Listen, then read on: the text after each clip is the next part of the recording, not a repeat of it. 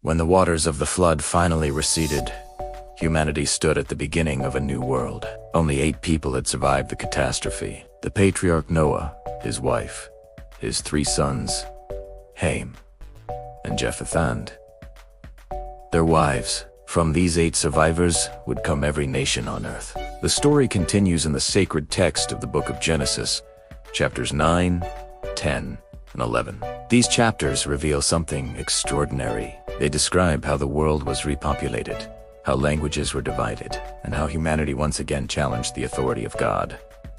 But hidden within these chapters is another story. A story about the lineage that would eventually lead to the coming of Jesus Christ. After leaving the ark, Noah built an altar and offered sacrifices to God.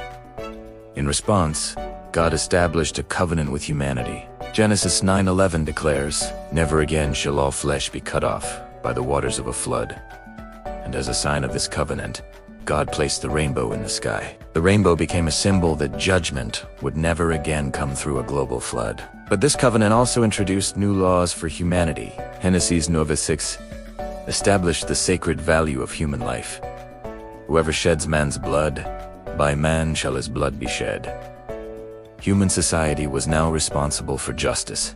Genesis 9 then records a strange and often misunderstood story.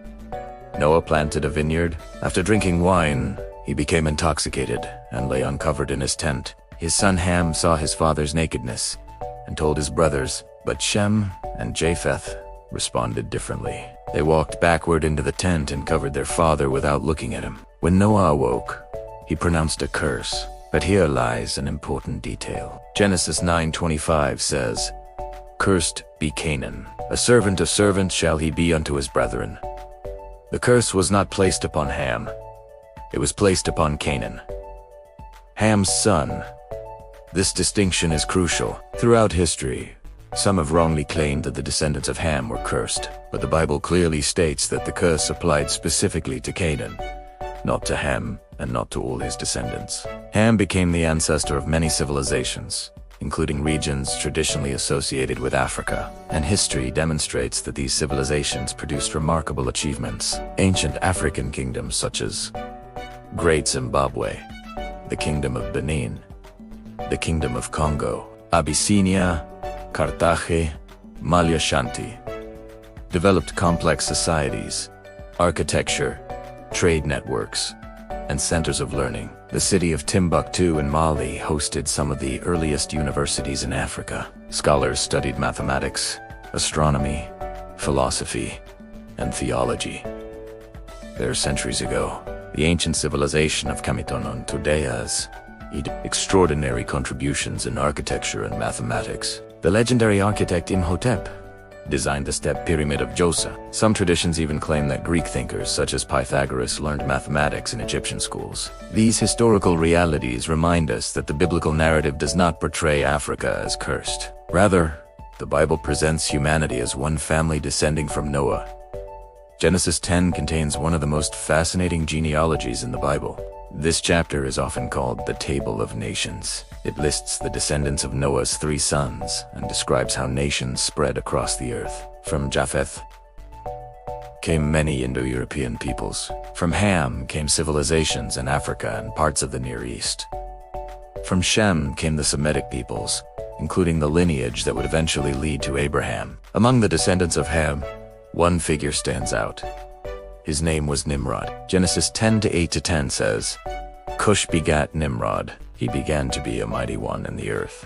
Nimrod became a powerful ruler. His kingdom included the cities of Babel, Erech, and Akkad. In the land of Shinar, ancient traditions portrayed Nimrod as a king who united people under one empire. But his ambition would lead humanity toward another rebellion against God. Genesis 11 begins with a striking statement. The whole earth was of one language and one speech. Humanity was united. They migrated eastward and settled in the plain of Shinar. Then they made a decision. Genesis 11:4 records their declaration. "Let us build ourselves a city and a tower whose top may reach unto heaven." The purpose of the tower was not merely architecture. It was ambition, a desire to establish human greatness independent of God.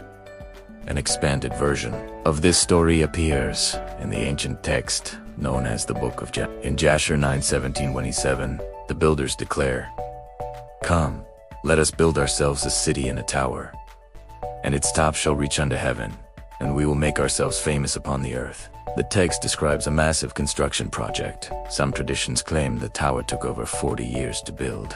Workers were organized into massive labor forces. The tower symbolized human pride and defiance. Genesis 11:7 records God's response. "Come, let us go down and confuse their language." The phrase, "let us," has been interpreted in different ways. Some theologians see it as a reference to the divine counseled heavenly beings present before God. Others interpret it as an early hint of divine plurality. Regardless of interpretation, the result was dramatic. Human languages were divided, civilization fragmented, people scattered across the earth. The city became known as Babel, meaning confusion. Stories resembling Babel appear in other ancient texts. The Quran also mentions a towering construction associated with a powerful ruler, often identified with Pharaoh. Some Mesopotamian inscriptions describe massive temple towers, known as Indian traditions describe cosmic mountains connecting heaven and earth. These parallels show that ancient cultures were fascinated by the idea of reaching the heavens, but the biblical narrative presents a clear message. Human pride cannot replace divine authority. Genesis 11 concludes with another genealogy. It traces the descendants of Shem across several generations. Arphaxad, Shelah, Eber, Peleg, Ru, Serug, Nahor, Terah. These genealogies serve an important purpose. They preserve the lineage through which the promised Messiah would eventually come. Finally, the chapter introduces a new figure, Abram, the man who would later become Abraham. From Abram's lineage would come the nation of Israel, and centuries later, from that lineage would be born Jesus Christ. The story of Babel reveals something fundamental about human nature. Civilizations often pursue greatness without wisdom, power without humility, knowledge without reverence. But the biblical narrative reminds us that history ultimately moves toward a greater purpose. From the ruins of Babel would emerge a new story. The story of Abraham, a story that would eventually lead to the birth of Christ, and through Christ, the message of redemption would reach every nation that once scattered from Babel. The Bible presents humanity with a profound challenge. Will we repeat the pride of Babel, or will we seek the wisdom that comes from God? The answer to that question continues to shape the destiny of civilizations. See you in the next video as we explore the life of Abraham that changed the course of history. Be sure to subscribe for more content like this and comment and like. God bless you.